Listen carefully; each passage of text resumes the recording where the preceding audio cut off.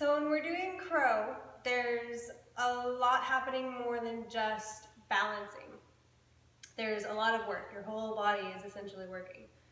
First, we start with the foundation. So you're working with the pads of your knuckles, the pads of your fingertips, and the base of your hand. And you're creating a little bubble here. So if it's flat, you're gonna probably hurt your wrist. If you have a little bubble here, you're working with the proper muscles to lift properly. So when you have your hands down, there are two different directions. You could do with an L, out or up. It depends on your preference. For me, when I do handstands, I like to have them like an actual L, so my angle is kind of out, because then I'm pulling in and rotating my arms and my shoulder blades.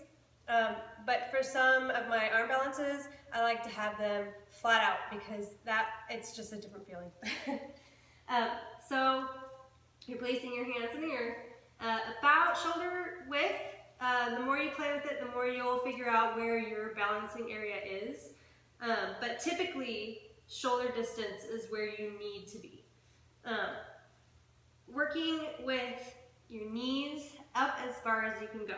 So there definitely are some things that you can do to prep. I would suggest doing a little bit of core work to get your core warmed up, a little bit of stretching.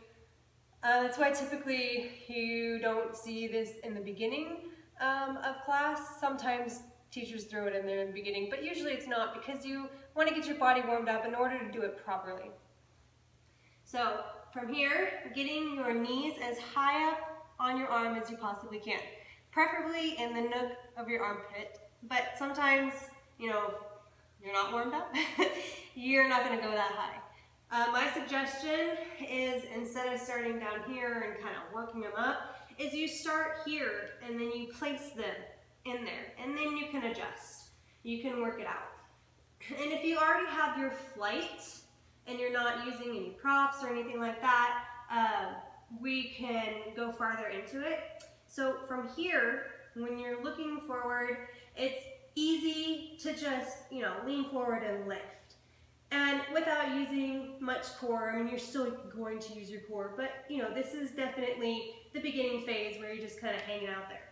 That's where you see a lot of injury here, because you're not actually lifting your knees, you're just resting them and balancing, which it is called an arm balance pose, but there's more to it than just balancing.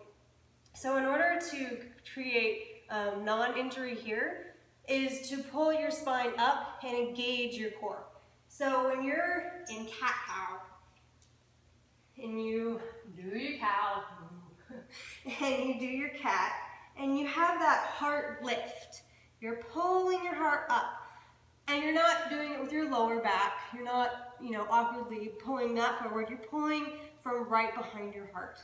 So you're lifting that into the air, and you're pulling your shoulder blades a little bit apart, but you're engaging them at the same time. And that's that same action that you want to use in crow.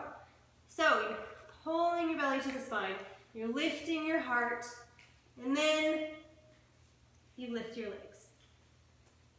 So when you do that, your arms move around, but your knees, they can stay light, because you're using the rest of your body and you're assisting your own body with your body. So you're pulling your knees away by using your core. And I'm not there yet, but there's a lot of people who, yeah. Partner decided that we needed a new shot. Anyway, so there are a lot of advanced yogis that can go from crow all the way up to a handstand. I have a lot of things going on with handstand that I'm trying to work out right now. Mostly it's just my fear. Like, I can get into handstand, I can do handstand, I can go upside down all day long.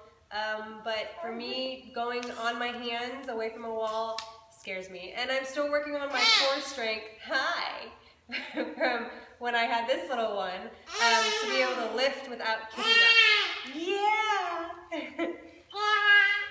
So that's, a lot of good tips. There are so many tips that you can go through and read, and whatever resonates with you, whatever fits in your body, and whatever helps you find that aha moment.